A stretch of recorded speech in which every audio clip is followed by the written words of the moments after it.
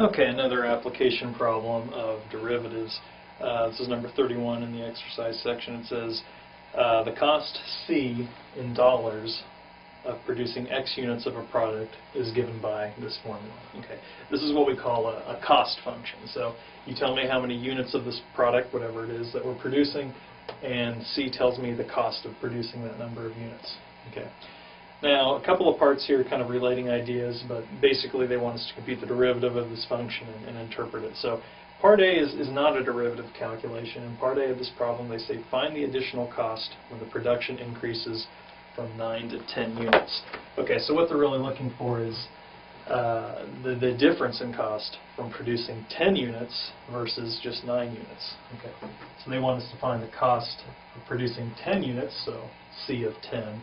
Again, we can call this function C of x, okay, because cost is a function of x. So compute the cost of 10 units and subtract the cost of 9 units. Okay. Now, looking at this function, I know the square root of 10 isn't going to simplify. It's going to be some decimal, so I can probably go ahead and go to the calculator on this one. Okay, so we'll go ahead and compute C of 10. So I just compute this expression when x is 10.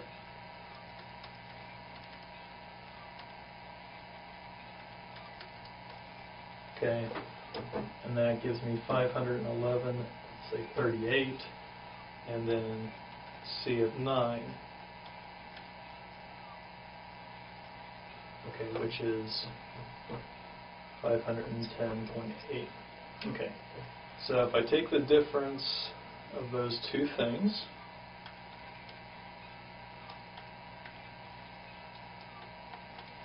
I get 0.58. Okay, so that's a figure in dollars.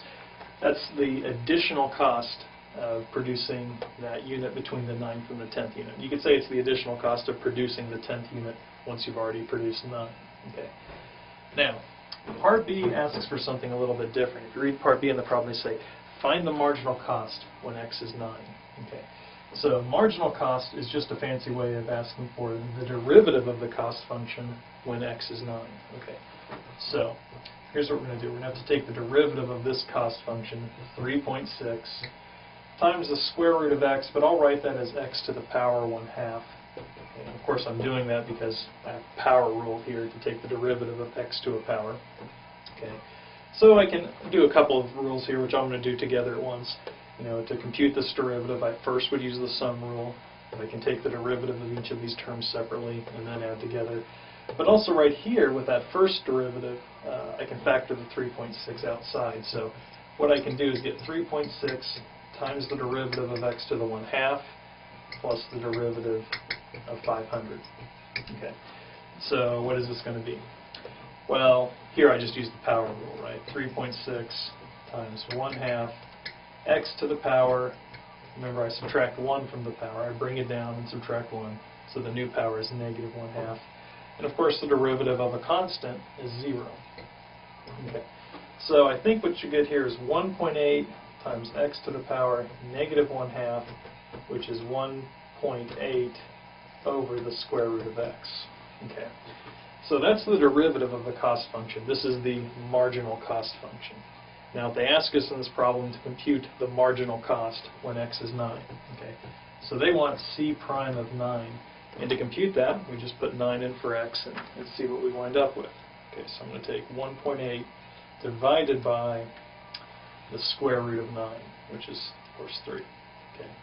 What I get here is 0.60. Okay. Okay. Now, I'm not quite done here. Okay. This is a measurement of a rate of change. Okay. What does the marginal cost function tell me?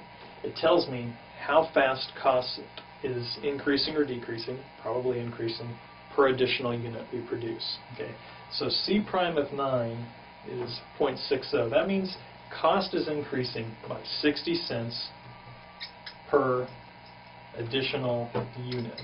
Okay. Okay, and I could actually add something here just to be complete when 9 units are produced. Okay.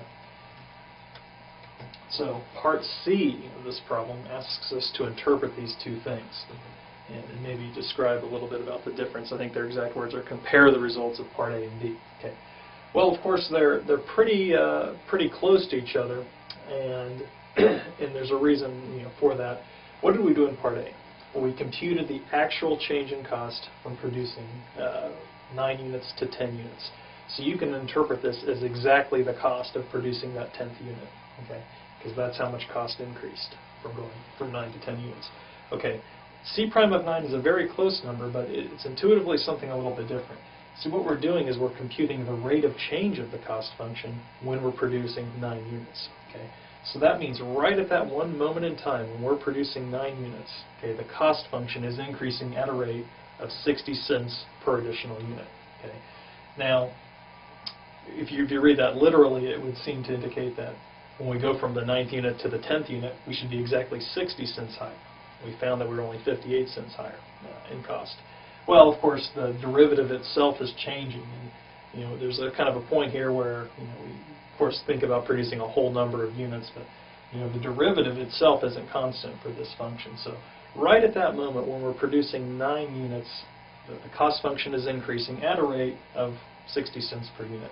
But as that number of units goes from 9 to 10, this rate would change as well. So the actual increase in cost is close, but it's a little bit less, it turns out. So in this type of situation, I mean, the reason we compute marginal cost is that it's a kind of a quick formula to have that gives us this information, at least approximately, for any production level. So if you computed this C prime of x, this marginal cost function, you can put any different value of x you want into here to get an approximation of the cost of going from that number of units to that number of units plus 1.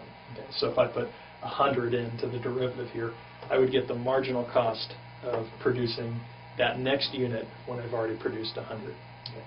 Okay.